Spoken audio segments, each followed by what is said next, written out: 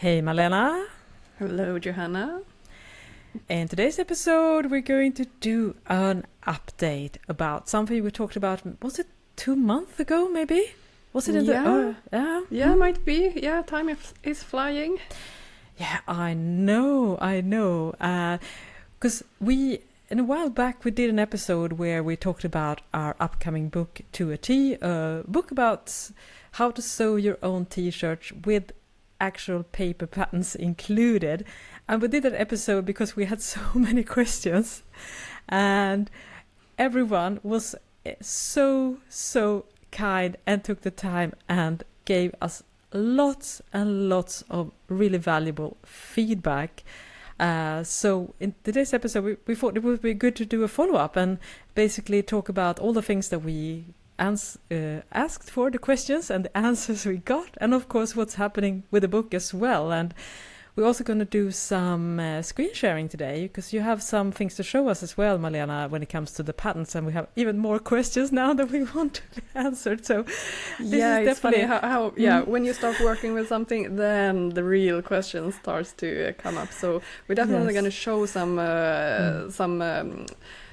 share the screen and so you can all see when we are working with the patterns and how that is looking. And we got some questions and some follow-up questions on the questions we had in the last episode.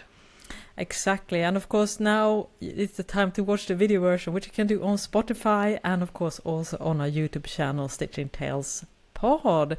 Should we start by going back and talk a little bit about the questions that we asked and the feedback that we got? One of the questions that we asked was basically what to do about the seam lines or the stitch lines.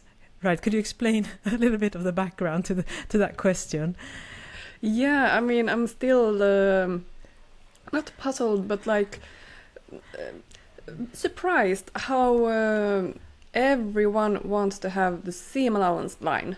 And for me, it has always been like, but you have the stitch lines. That's the line you have. Then you can add on the seam allowance whatever you want. Like, that's not an issue. So that's always been my like starting point. You want to have the seam line because that's when you construct a pattern. That's the line that you're working on. Then you add on the seam allowance like afterwards, after you have done, or it can be in the process as well. But you know that the stitch line, that's the important line. And if you do any pattern adjustments, you want to measure the stitch line and you want to adjust it there, not the seam allowance line, because that gives a false indication of like if it's a curved line, like it has another measurement. So but a survey showed that 95% wanted to have the seam allowance line.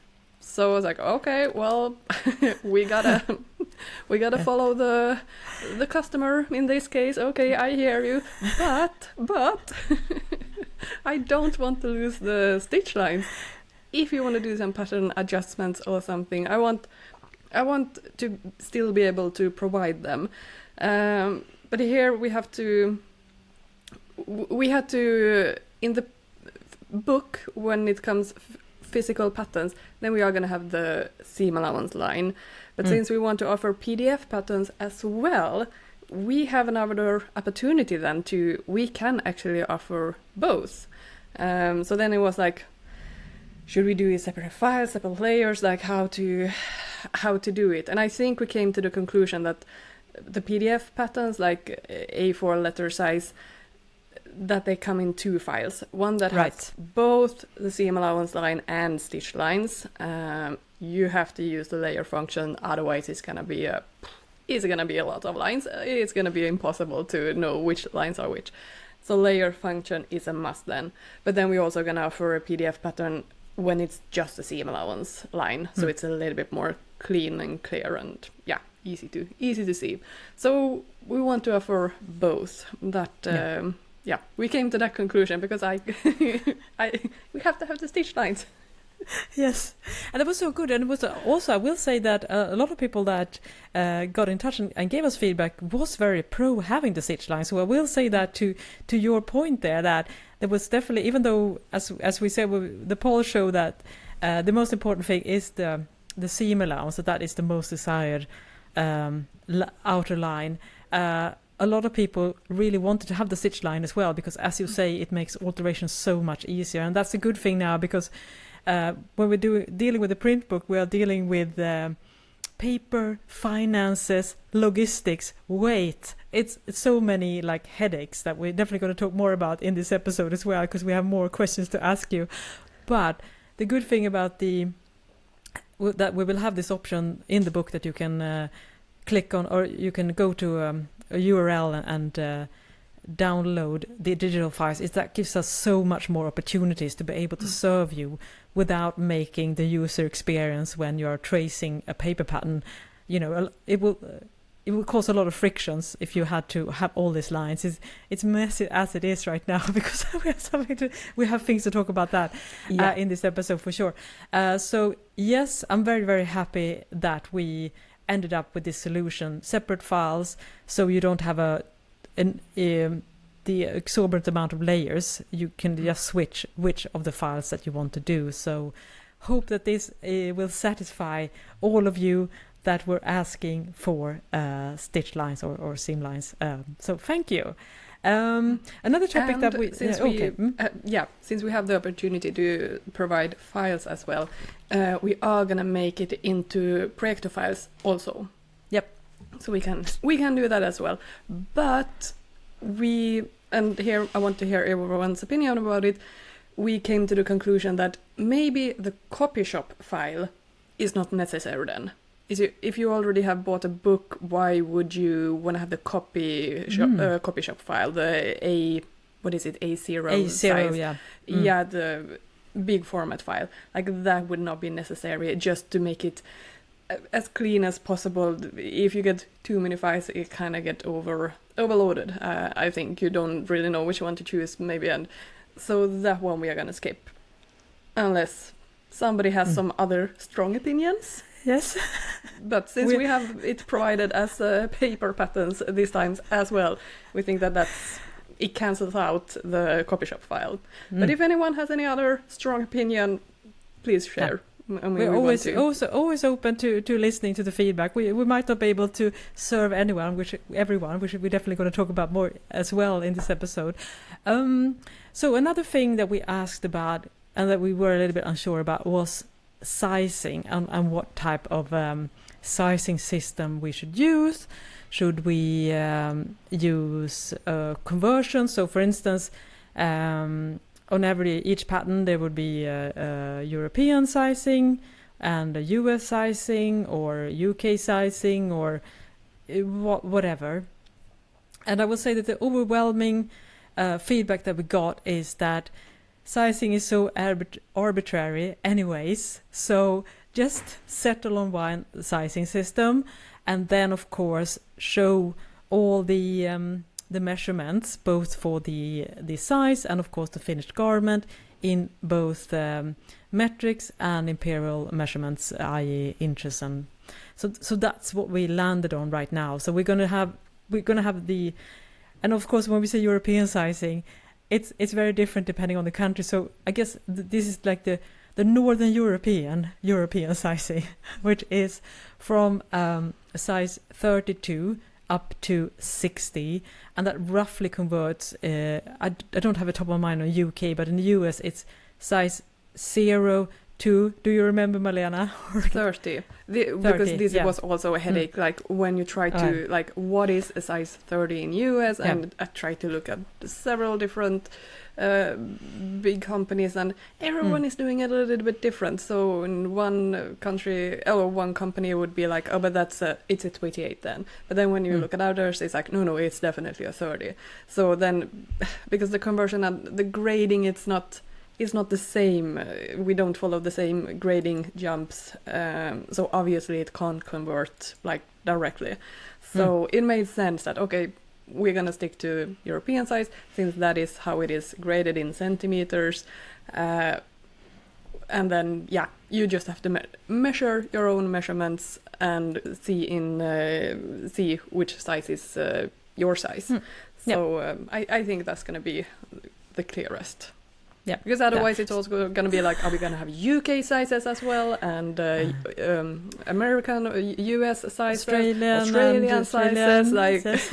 Or make up, and also we're also like, because I know some pattern companies, they make up their own sizes as well, like A, B, C, D, for instance. But we were like, I guess in our brain and the sloper, because you, Malena, who are doing the patterns, you come from the garment industry and the sizing that is quite prevalent in the area where we live, so it's very easy to kind of rely on that as a tried and true sizing system that we know works for a lot of people in the mass market, so to speak. So to me, that's also, we're not making stuff from scratch. We are relying on something that has been developed over decades to ensure that it's a well-fitting for a lot of different body types. And also we're also really happy now that this, because normally with a lot of knit garments that you buy in stores, there's a larger jump between each sizes, so it's usually like X small, medium, a large, X large, XX large, etc. And that means that between each size it's usually more ease, but now we have quite a small amount of ease between each sizes, so it's going to be easy to find your well-fitting size, because the fact that we're offering so many sizes with just a smaller variance, which I think is really important, because I find that myself when sometimes I feel like I'm just smacked in the middle between a small and a medium when I'm looking for knit tops in a store, and nothing quite fits right. And you would think it would be easy with knits, but it's difficult, because there's otherwise the shoulders are too wide, or it's a little bit tight in the tummy but a bit too wide in some other parts of the body. So we're definitely going to make sure that we cater to a lot of variances of body types and sizes. So yes. Yeah, and I mean the reason why it looks like that in stores, the store doesn't want to have like too many sizes. It's gonna take up a lot of space and a lot of. It is a cost for them to handle this, and also in production to make 10 sizes or to make 20 sizes. It is more for them to handle as well, and to keep track on everything. So it's a cheaper way of doing it. And yeah, as you say, usually it's not all brands do it like this, but it's quite common that small, medium, large, then it's just you take, in European sizes, you take every other size basically. So you jump over one size. And if you then fall in between those two sizes, it is a little bit tricky, because for me, for example, right now, the size that I am in, small is too tight, definitely too tight. But medium, it's a little bit too big. I'm right in between. So yeah, this is why we have chosen we are going to keep all sizes, because we don't have any, we don't have to keep them in store or anything. So we want to provide as many sizes as possible, so you can really easily find your size. But I'm going to show you how it looks on the pattern, because it does give us a little bit of headache as well. Spoiler, it's gonna be...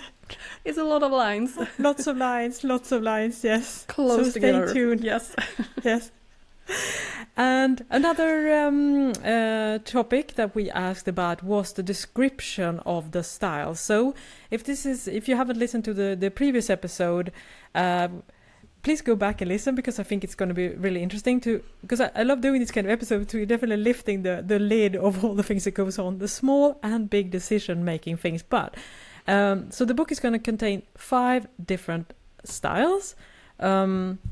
A close fitting t-shirt pattern with negative ease, a semi-fitted t-shirt, so it has a little bit of a curved in the waist.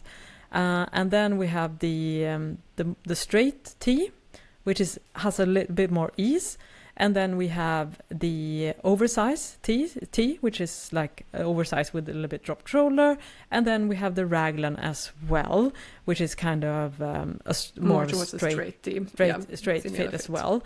But so it's tricky. Again, you can obsess over the details, but we're like, should we say tight fitting, or does that have negative connotations? I mean, how do we describe all the styles so it makes sense? Of course, again, we will, as several of you pointed out, show all the measurements in a table format, so you will be able to gauge what kind of finish width the length all the styles will have. But again, it's also good to have words to describe them, and dun, dun, dun, dun, we have settled on 5 different names. With both names, should we drop the names as well? Should we do that? Yeah, okay. Yeah.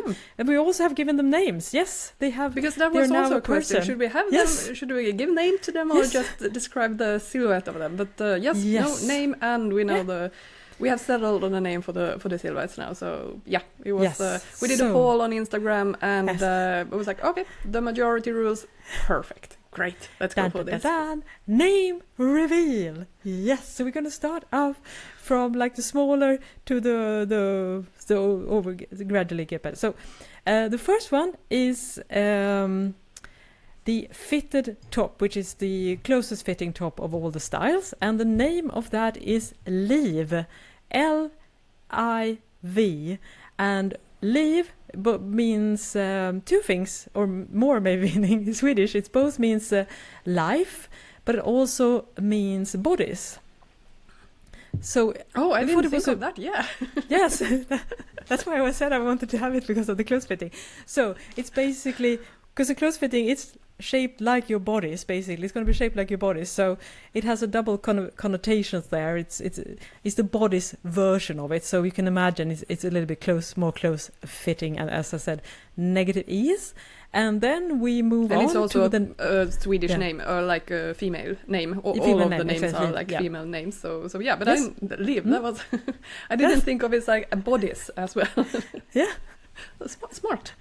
Yes, sometimes I have it. Because I think I mentioned that when we set the names, when we went to. I think I mentioned that, but maybe I didn't. No, I didn't. Not that. Because I thought I had that. Maybe I forgot. Yeah, I think I forgot it because that was my main argument for having leave for the one. Okay. Anyways, on to the next style, the semi-fitted T-shirt, and that has the name Alma, A-L-M-A.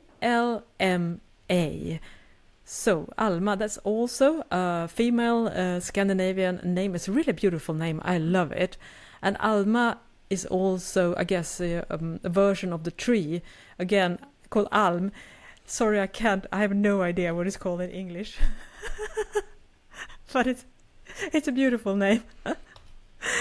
I don't think we have any more deeper thought about that. I don't think. No, we tried to keep the name quite short, so that they wouldn't be like too long.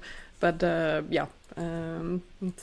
it's kind of an old name that has, but a lot of kids are named that today. So it's a very. They can be both 93 or 7-year-old being named Alma. Goes both ways. Beautiful name. Yeah. And I also just did a quick Google here, and it's elm. The tree elm is so it's like Elma, that makes sense. And now on to the straight T-shirt, and which was an addition that we basically we talked about sewing our dream wardrobe, and then you had this realization like this is the pattern we are missing in the book. So the classic straight T-shirt with some ease but not too much. So it's basically called the straight T-shirt, very straight up and down, and the name is Vira. Single V. What's it called? The single V. I-R-A. Vira. I think so. Again, a really pretty name. I don't know if it means anything else. Vira. Yeah, but it's spun. Because I didn't think about that. Again. Yes. We're now. Because now we seem smarter than we actually are.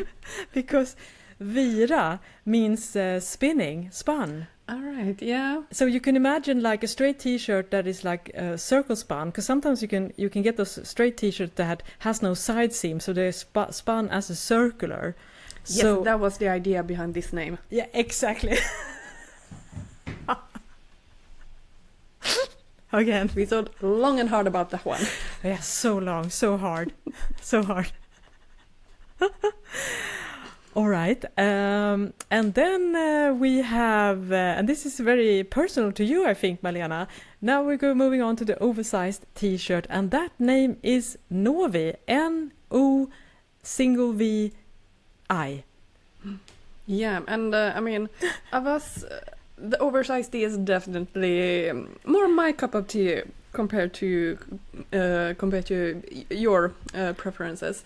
And my daughter is named Nova, so it was a little bit of a play on her name. And I'm actually wearing the oversized tee at the moment. This is a size 38. I'm more of a size 40 right now, and we have changed the neckline a little bit, made it a little bit bigger. But yeah, it's like a dropped shoulder, and this is the short sleeve version that I'm wearing right now. Yeah, super great. Probably the style I will wear the least from the book. Might be the one that I wear the most, so. Yes. And finally, we have the raglan t-shirt, which is similar to the straight tee in terms of ease and body shaping. And that one is called LV. E-L single V. I don't say hi. Maybe you say double V. I'm just confused. But okay, we don't use the double V in Swedish macho. That's why. So if we say it's a V, it's usually a single one. Yes, I think it's the same. Yeah. So I don't quite recall it, but it's a beautiful name, and it's also a little bit similar. I have a cardigan called Avy, not to be confused, but LV is again Elv. Elv is probably from the Swedish word for elf, elva. I would imagine, I guess that. So we have lots of different versions of that. So think of it as Elvis, but without the S. That's the raglan t-shirt for you. So those are the 5 styles and the 5 names. I hope that you like them. And it was actually when, because we had a long list of names, and we basically had like a naming ceremony. And it's like when you're having kids and you think you maybe have like 3 or 4 names, and then at birth, you're like, okay, I can totally see it's XXX now. It was similar with the book, right? Because we didn't really have a lot of discussions. We were like, okay, that one, 100%. It was funny. It was that was a very fun book meeting we had when we named our future 5 kids. Yeah, and it's so nice to settle on the name and also settle on the silhouette name. Just it's so much easier to talk about it, and that we know exactly which one we mean, and it just makes it clearer with also how you name the files in your computer and all the folders. It just makes it so much easier. So it was a good that this is settled, and thank you everyone for voting how to name the silhouettes. That really helped. It was because we were like, should we do this or that, but then it was okay, perfect. Now we got the feedback, so that was, thank you. It helped a lot. Yes, very, very helpful. We also got a lot of requests as well that we will answer and see if those we can accommodate and those we won't be able to accommodate. So I think the most recurring question was, what cup is the pattern drafted for? And it's a B cup, right, Malena? Yeah. And of course, follow-up questions for that. I would love to have D cup options as well. And we won't be able to accommodate that in this instance. And when we to go more into the specifics of providing patterns and the pattern, you will understand why. But we have talked about, because this for fitting, this book will not be about fit, because we have a book about that already, Fit for Knits.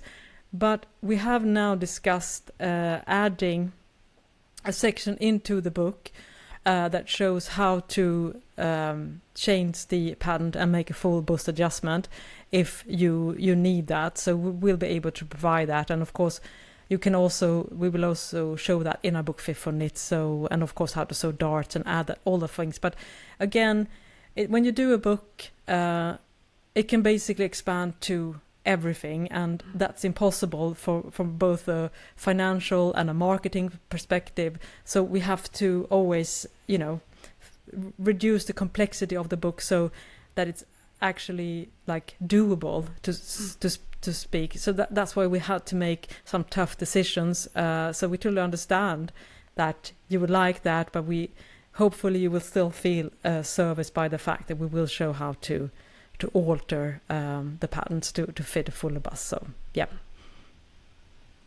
Yes, we have to draw the line, unfortunately, somewhere, and this is what we are able to do at the moment. Yes, and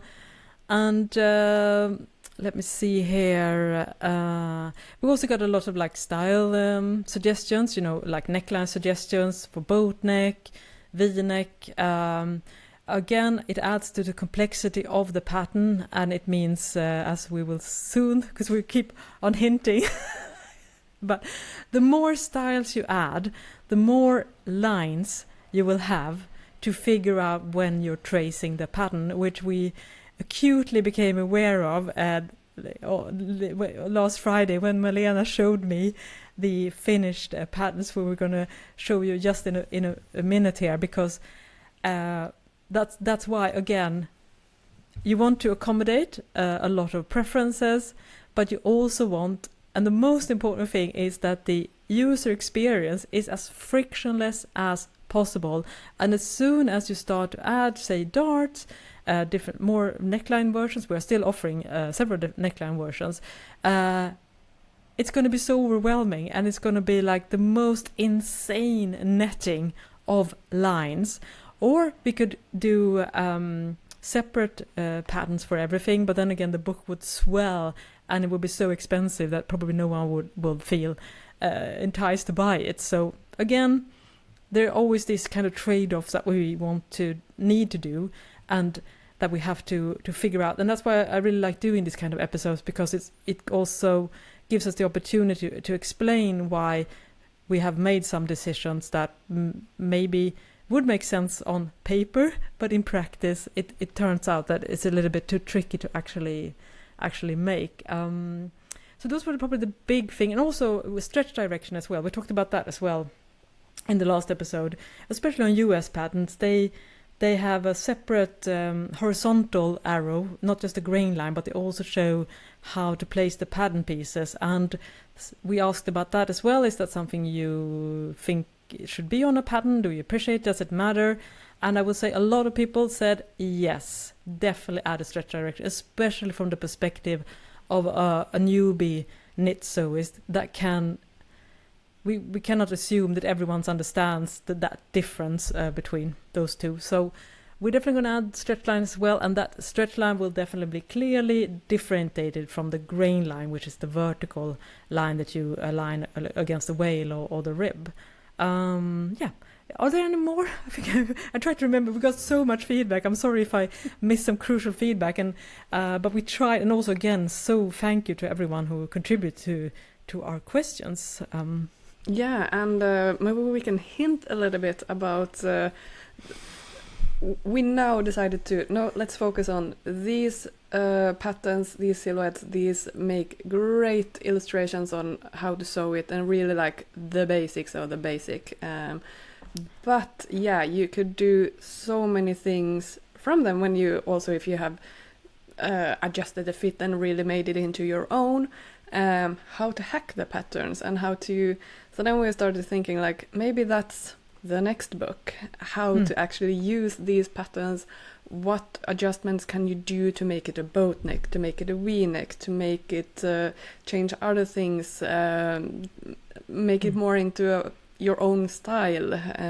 So we're definitely gonna take this in consideration and see what else can we include in that book to explain how to not do fitting adjustments, but to do style adjustments and how to change it, and if you want to do some more elevated designs to it. Yeah, because we got so many great suggestions. For instance, doing like a Henley t-shirt, doing a polo t-shirt with the placket and the collar. So you have so many great ideas, and I totally hear you, because it would be so nice, as you say, to do some elevated styles. But we have plans for the future, definitely, for sure. But one step at a time. Now we have to finish this book. And not make it even more complex than it really is, because otherwise we're going to do a podcast in 3 years and we still haven't finished the book. So now It's onwards, upwards, upwards, and onwards. So, should we do now? Are you ready to do some screen sharing? And should we tell us a little bit of the backstory and why we're sharing this? So you can watch it if you're watching the video version. Because before you start to work with things, you have so many like, this is how to do it, and then you come into reality like, oh right, then we have this problem and that problem, and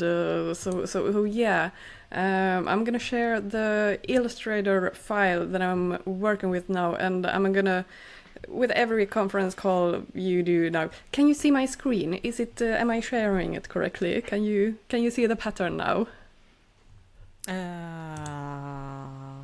Do you see anything? No, yes, now the pattern is showing on the screen. It takes a little bit of time. It's always a little bit nervous.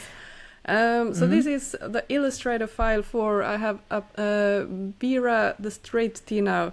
As you can see, many different layers, working layers, and the sizes. And yeah, this is what it looks like at the moment. And as you can see, lots and lots of line. The first issue that I came across when I started working with this, we have two different necklines, a crew neck and a bigger, a little more open, wider neckline as well.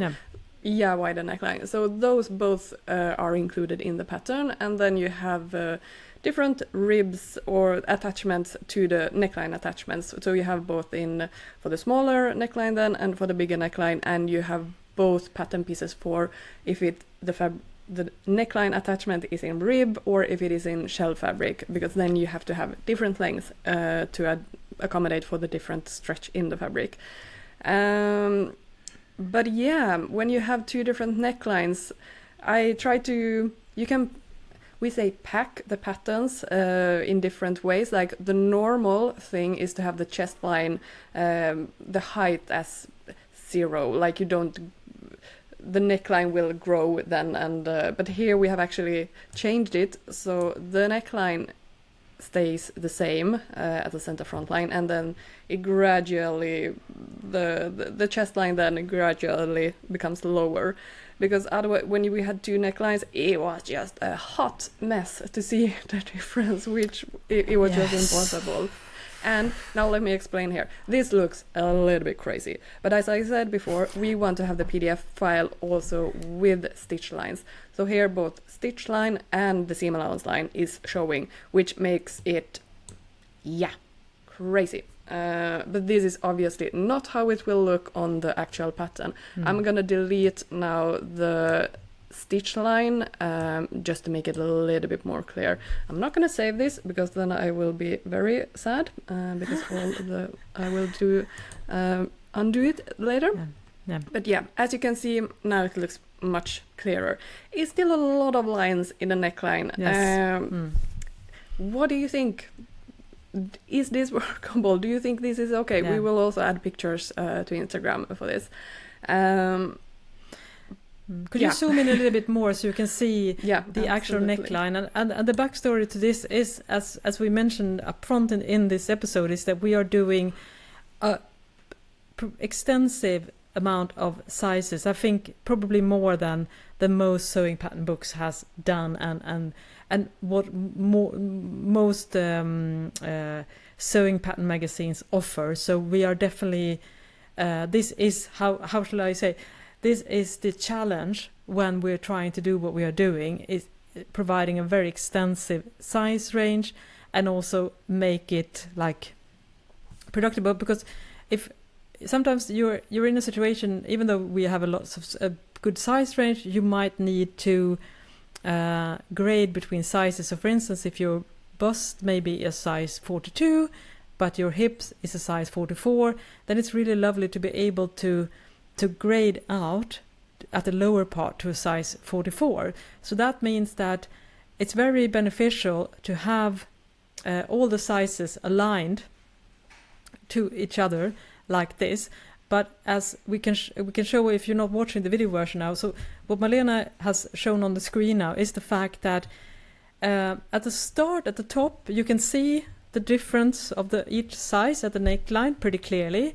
but as it gets closer and closer to the center front or the center back, it basically blends into one line. And I would say that about 3 to 4 centimeters, about 1 to 2 inches, it's pretty much impossible to differentiate which size is actually the line. And I'm sure if you have ever traced the bird style pattern, for instance, you're very familiar with this happening, and it's get amplified because we have such small steps between each size. Again, if we had done X small, medium, large, then the difference will be a little bit bigger. So this is probably our biggest challenge right now. And is this unuser friendly, or is it acceptable? Acceptable. That's probably. I'm not saying it's user friendly, but is it acceptable? Yes, that's probably how we should phrase it. I mean, when you trace. Because you can't cut out these patterns, because we will have printed both on the front side and on the back side. So you need to trace it onto a tracing paper or something.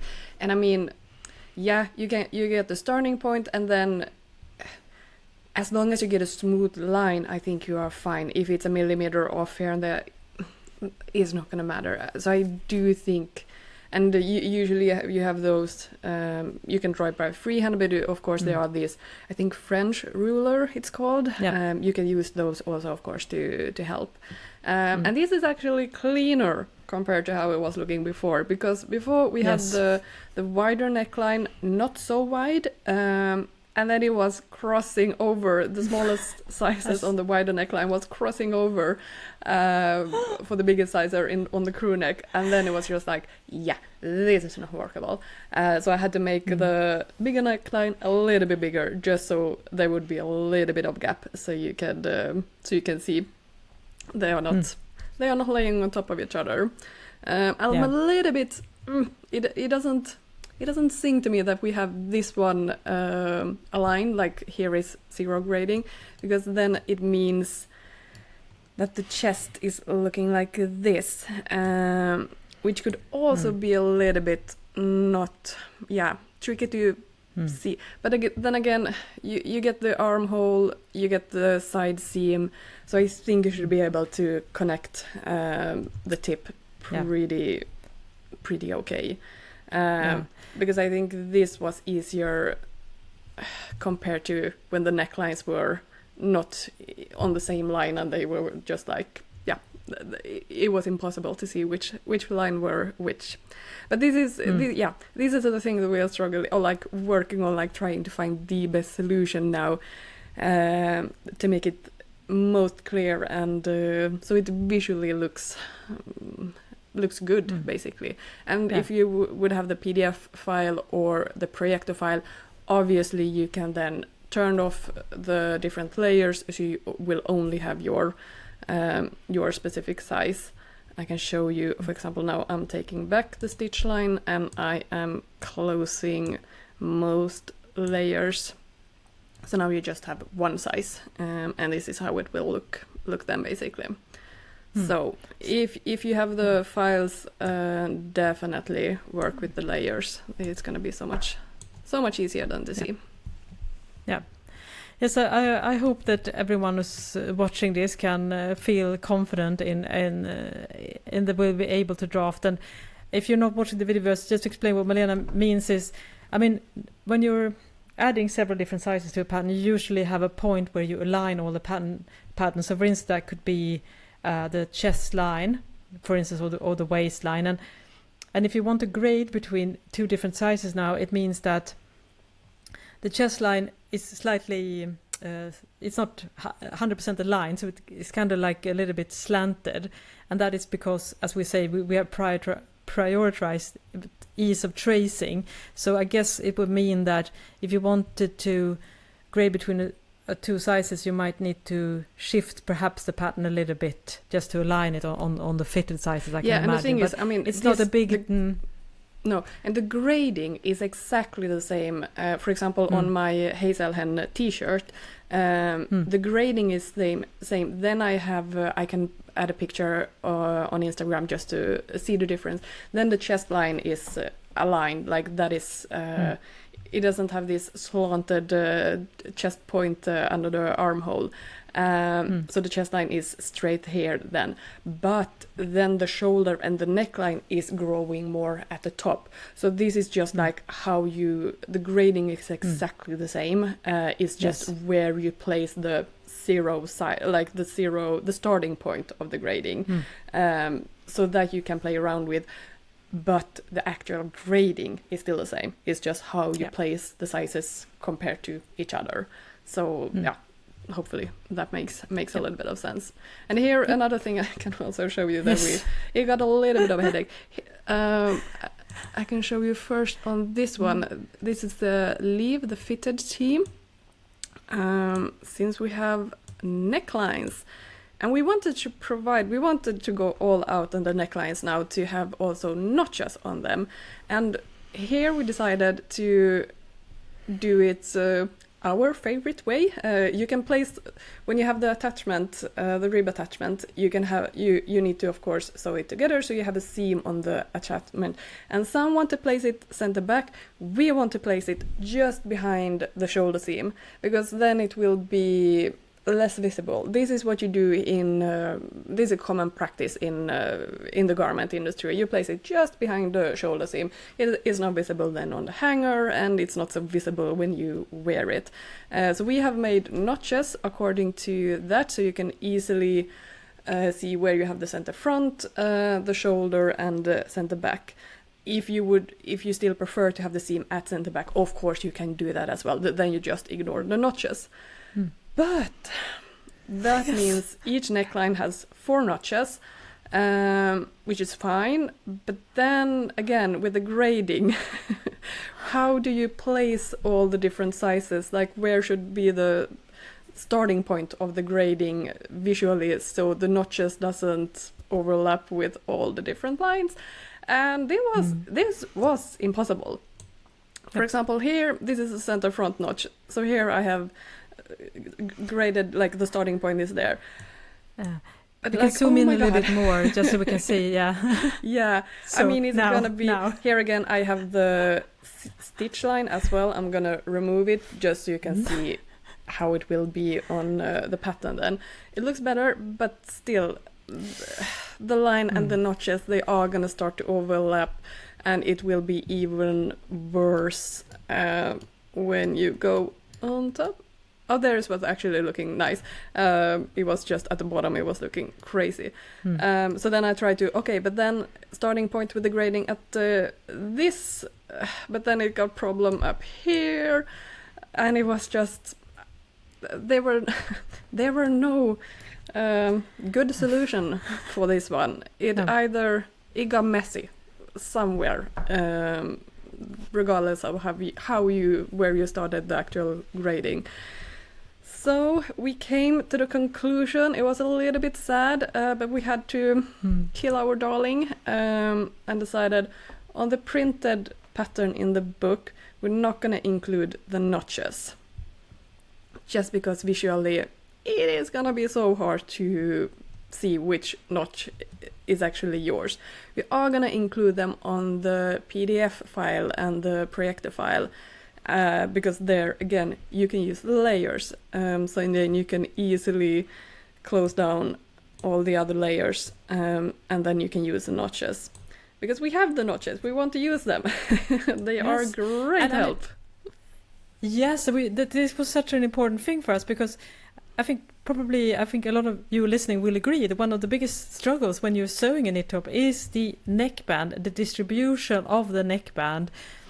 The neckband should always be shorter than the neckline.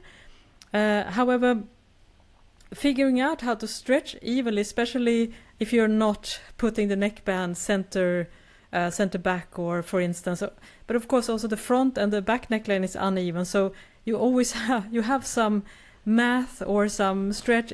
So it's very, very easy that the stretch will be unevenly distributed. So for instance, you might end up with gathers in the front, and then the neckband will be gaping in the back, and I'm sure everyone who's ever sewn a knit top has encountered this. So we were both like, okay, can we do something that we haven't really seen others do, but could make everything so much easier? And as Malena says, adding notches so that you know exactly how much to stretch the neckband between the center front and the shoulder seam and the center back. Because doing these notches, that's what I always do this myself when I'm sewing knit tops, is that I always calculate first or do some kind of markings to make sure that this, because when I started to put effort into this, my necklines and my neckbands got so much better. So we definitely want to keep this as some type of opportunity. And of course, now that we don't have the opportunity when you just have the in the book the printed patterns, of course in the instructions we will explain how to do this anyways, and we also do it in our book Fit for Knits as well, and we're going to go even in more detail to make sure that both if you haven't the notches or you have the notches. And I guess a good thing if you have access to a printer, because a neckband is such a small file, so you will be able to print out the neckband in just a couple of paper sheets, so it's not going to be an expensive thing or a massive undertaking. So we thought that this could probably be something that could be acceptable, even though we are sad to have to let go of this idea in the printed book version, unfortunately. So yeah. But I'm very happy that we are still able to have it, because I feel so passionate about this, and the fact that it's going to help everyone who is sewing our styles to get much more beautiful neckbands, and it's especially if you're a beginner, this is going to help you immensely, I think. Yeah, it's just going to be easier to work with, and as you can see, the notches looks uneven, but this notch here, this is a center front notch. These notches here are for the shoulder seam, and then this notch here is the center back seam. So this seam will be placed just behind the shoulder, and we have the same for all the different neckbands. And again, neckband both for the larger, wider neckline, for the crew neckline, and in both rib and shell quality. Yeah. So yeah, it's a lot of pattern, different patterns. So obviously, we're going to make this also super clear with text. Now we haven't added any text to the pattern pieces, so it will be, of course, much easier than to know which notch belongs where, basically. But yeah, it was a little bit sad to let them go. But when you see, it was like, yeah, it's just not gonna be possible. And here I can also show that here on this pattern piece. We have to kill some darlings. This is do you call it roller neck? I'm always confused. In Sweden we say polo, but polo is different we say in English. Turtleneck, I think. Turtleneck. Yes, turtleneck. Or half mock turtleneck if it's a half turtleneck, Yeah. So this one, here we do have the seam at center back. So this is the center front notch. And yeah, it's just going to be... On this one I think we can keep the notch because it's less fussy. It doesn't overlap. Yes. But yeah, and now all the pattern pieces are in black, but we are gonna, here is just a tryout that we are gonna have the back in red and front in black and the sleeve in another color. I don't remember exactly now. Here it's a little bit visual how we are thinking. How it should look. But then of course here now they are all separated. This will be the next headache to actually we are gonna have to place them on top of each other on the physical paper. Otherwise you are gonna have to have like 15 different papers, which will be massive, huge book and too expensive. So we are of course gonna have to place them a little bit on top of each other, and that's gonna be the next headache, how to do that with so many lines. So yeah, so you could easily trace them as well, but that is future us problem. Yes. I'm dreading it, but yeah. Yeah. But the only thing that keeps me calm in this is that we decided on having different colors for the different pattern pieces. So if we overlap, we have also, we try to, I mean, as someone who's is a big tracer, I have lots of points of views regarding this, but I feel like compared to, say, at least the old type of pattern magazines, it's going to be way easier user experience. And first of all, we won't mix patterns on the sheet, with the exception for the neckbands, of course, but those are you can use for many different styles. But so if you go to one side or one sheet, it's going to be one style. And of course, as Malena said, we're going to use different colors for the front and the back and the sleeves, which means that if we have to overlap the sleeves a little bit on the back bodies, it's going to be clear what is what pattern piece. And of course, if you watch the video version, you can also see that every line has a different dash. So think of it as a traditional kind of pattern sizing. So it's not a full what's it called, full line, or so it's very clear between each size. And of course, we will also add so you can see which size that goes, which size belongs to which dashed line. So hopefully we're also going to try to make the lines a little bit thicker as well. So when you put tracing paper on top, it's going to be easy to see. So we're not going to do those thin hairline lines. We totally understand that. That it's good to have a visual clue. But again, the thicker the lines, again, as you could see with the neckline example, it that also provides a challenge. So we have those tiny details that we're still working out. And I also had a meeting with the printer last week and talked about all these things as well. So we also have to figure out what's the best way of providing the patterns in the pockets. So it's so many things. This is such a massive undertaking. I mean, that's why I really like doing this episode, because this kind of episode I would find fascinating if I was outside this world and was like, okay, that's how. Because you don't want people to you want the readers to have the best possible experience, and then you realize in the decision making process that maybe not everything will be 100% optimal, because we always have to do some type of trade-off so that people will be able to buy the book. At least, I mean, we could do everything, but then we will end up with a book that everyone will be like, get a sticker shock, and they're like, I'm not buying that. And we have so many paper sheets.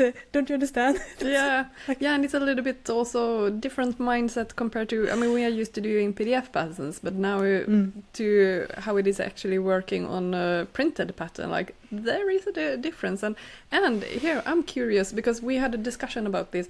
Now we are gonna try to fit everything onto one page. So like the leave fitted tea is gonna be on one paper sheet, but I've seen different, and we are a little bit lucky here because we don't have that big pattern pieces, so they can fit in on one sheet, but obviously they are going to be overlapping. We can't avoid that.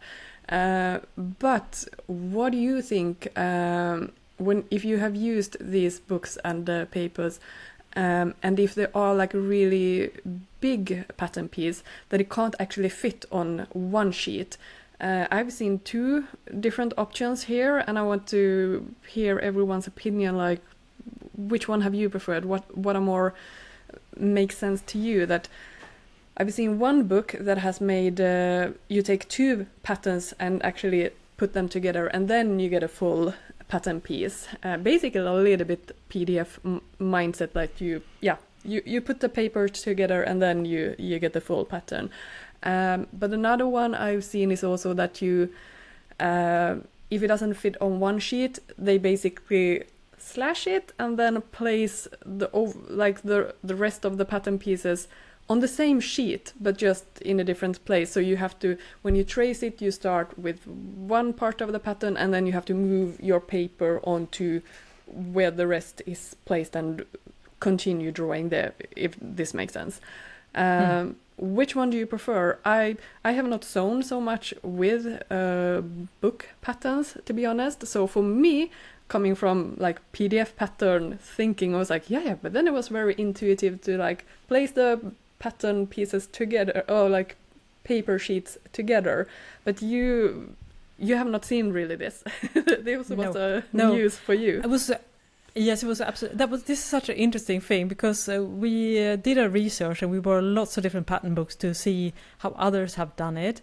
And as Malena mentioned, the second version where you split the pattern piece in two, that is always, or as long as I remember, been the standard way of doing it. So, for instance, if you have a pattern piece for a dress or a pair of pants, of course, it's not going to fit into one sheet because the sheet has a length about 100 centimeters, which is a bit more than a yard.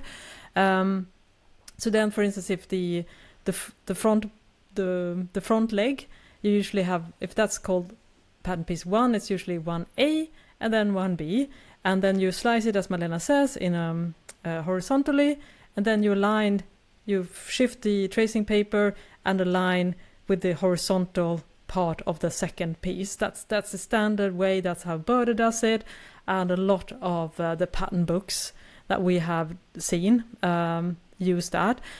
But it's a pretty famous Swedish designer. She has made a pattern book, or two pattern books now, Ann Ringstrand, and she used the method that Malena describes, where you basically align two pattern sheets and then you place these together, similar like you would tape together a PDF pattern, and then you continue it.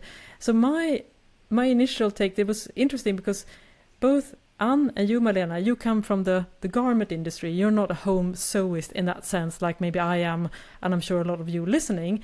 And it was interesting that both you and Ann you gravitated immediately to that one. So I thought maybe that's probably a smarter idea, but it's very confusing to us that has been used to this older method. So to me, I was like, maybe this is like too big of a difference. I'm not saying it's probably might be a better idea, but it's not the standard idea, so it might cause some confusion initially.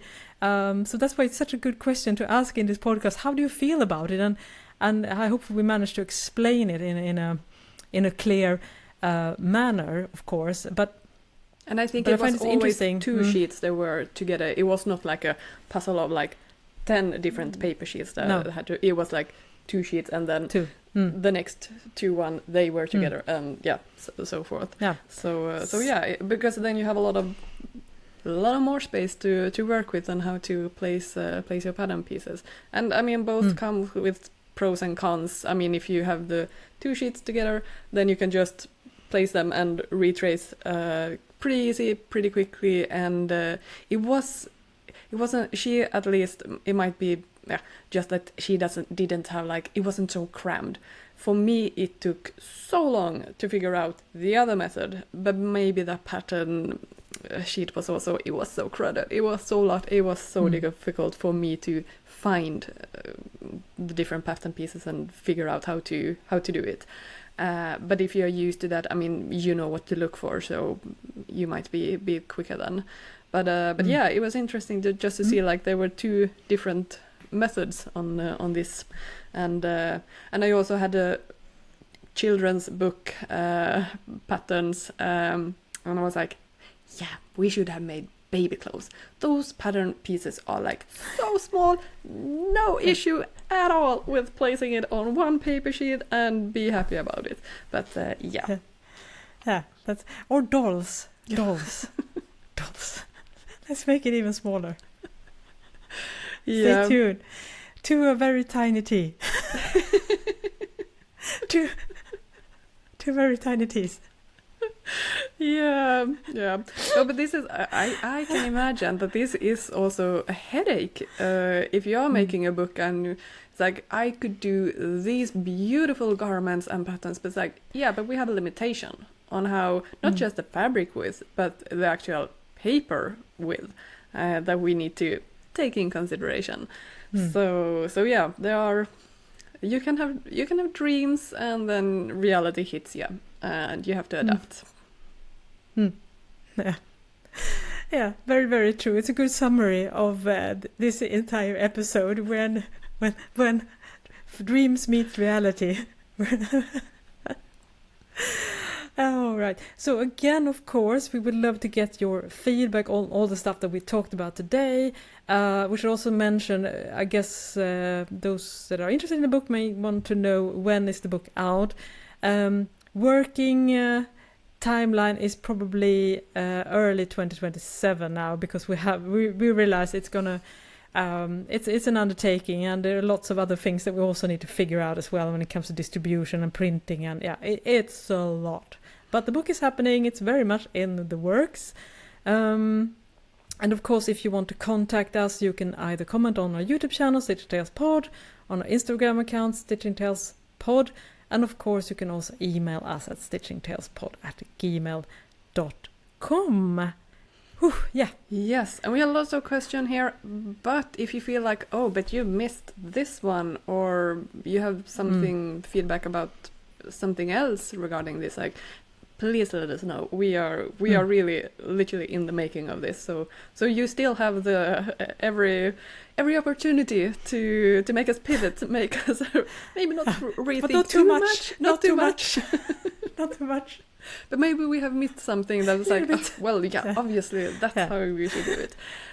So we are really open for suggestions, but yes. As we showed today, there are some tough limitations. So we have to make compromises as well, unfortunately. Yeah. Yes. All right. So thank you so much for listening, and of course we will definitely do more updates as we progress on the book, and of course do a follow-up to all the questions that we asked in this episode as well. I think that was all. Yeah. So Yes. Thank you so much for listening. I am Johanna Lundström. And I am Malena Hjerpe. Bye bye. Bye bye.